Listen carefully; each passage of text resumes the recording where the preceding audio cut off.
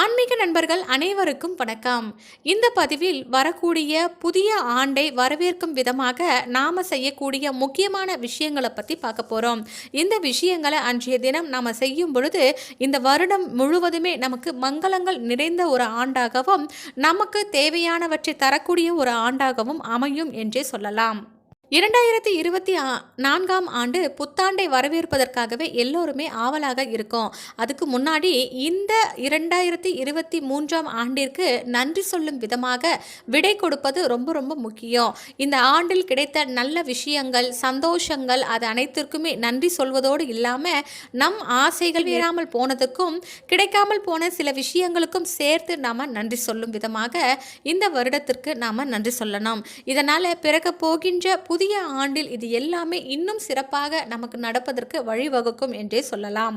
ஒவ்வொரு ஆண்டு ஆங்கில புத்தாண்டோ தமிழ் புத்தாண்டோ எதுவாக இருந்தாலும் சரி, இந்த ஆண்டு நமக்கு ரொம்பவே சக்சஸ்ஃபுல்லான ஒரு ஆண்டாக அமைய வேண்டும். நம் கஷ்டங்கள் எல்லாமே தீர வேண்டும், நம் நினைத்தது அனைத்துமே கைகூட வேண்டும் என்று நினைப்பதுண்டு.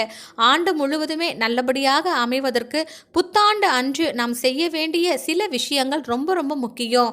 முதல் நாளில் நாம் இது போல செய்யும் பொழுது இந்த ஆண்டு முழுவதுமே நமக்கு நல்ல ஆரோக்கியம், சந்தோஷம், செல்வ வளங்கள் நிறைந்த ஒரு ஆண்டாகவே அமையும். புத்தாண்டு அன்று எப்படியும் காலையில் எழுந்த உடனே குளித்து விடுவோம். அப்படி நாம் குளிப்பதற்கு முன்னாடி குளிக்கின்ற நீரில் 3 முக்கியமான பொருட்களை சேர்ப்பது ரொம்ப ரொம்ப நல்லது.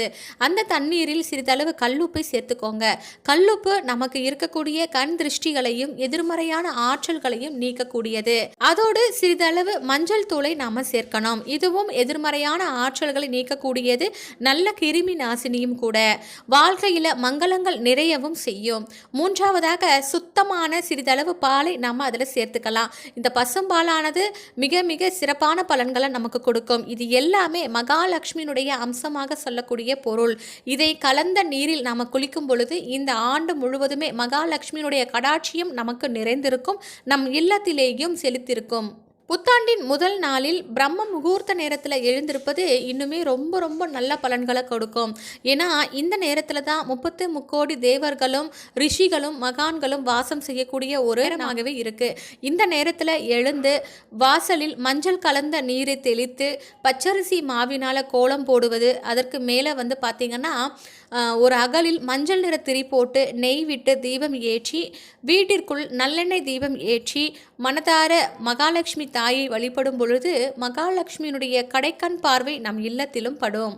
2024ஆம் ஆண்டானது 8 என்ற கூட்டு எண்ணிக்கையில் இருக்குது. இது சனியினுடைய ஆதிக்கத்தில் பிறப்பதனால இந்த ஆண்டில் நம் வாராகி அன்னையை வழிபடலாம்.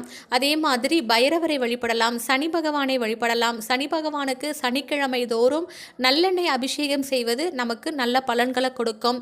காக்கைக்கு நம்ம எள் கலந்த சாதம் கொடுப்பது, முடியாதவர்களுக்கு வஸ்திர தானங்களை செய்வது, இப்படி நாம் செய்யும் பொழுது சனியினுடைய ஆதிக்கம் எந்த ராசியில் இடம்பெற்றிருக்கிறதோ அதனுடைய தாக்கமானது குறைய ஆரம்பிக்கும்.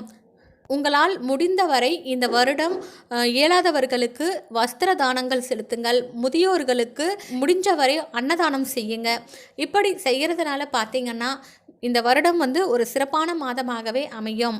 அது மட்டும் இல்லாமல் அன்று இரவு 9 மணிக்குள்ள சில முக்கியமான பொருட்களை நாம் பூஜை அறையில் வாங்கி வைக்கணும். ராகு காலம், யமகண்டம் இந்த நேரத்தை பார்த்து அதை தவிர்த்து மற்ற நேரத்தில் நீங்கள் இந்த பொருள் எல்லாமே வாங்கி வைக்கலாம்.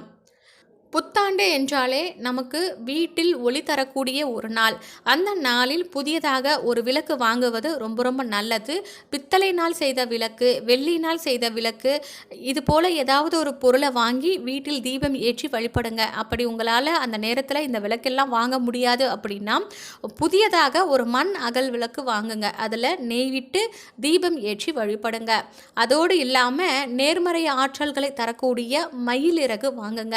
மயிலிறகு நாட்டு மருந்து கடைகளில் கண்டிப்பாக கிடைக்கும். அதை வாங்கி முருகப்பெருமானுடைய வாகனமாக இருக்கக்கூடிய இந்த மயிலிறகை வீட்டில் வைப்பதனால கண்டிப்பாக அந்த இடத்துல நேர்மறையான ஆற்றல் அதிகரிக்கும். நம்மிடையும் எதிர்மறை ஆற்றல்களை நீக்கும்.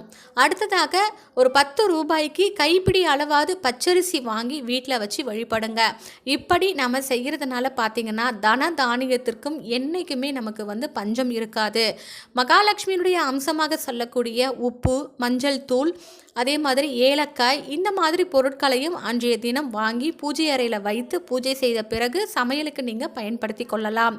இப்படி வரக்கூடிய புத்தாண்டை நம்ம நல்ல முறையில் வரவேற்கும் பொழுது இந்த வருடம் முழுவதுமே நமக்கு நல்ல ஒரு ஆண்டாகவே அமையும்.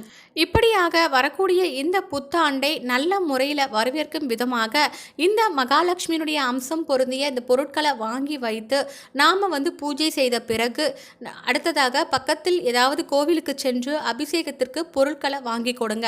அப்படி செய்யும் பொழுது பார்த்திங்கன்னா செல்வங்கள் பன்மடங்காக பெருங்க ஆரம்பிக்கும்.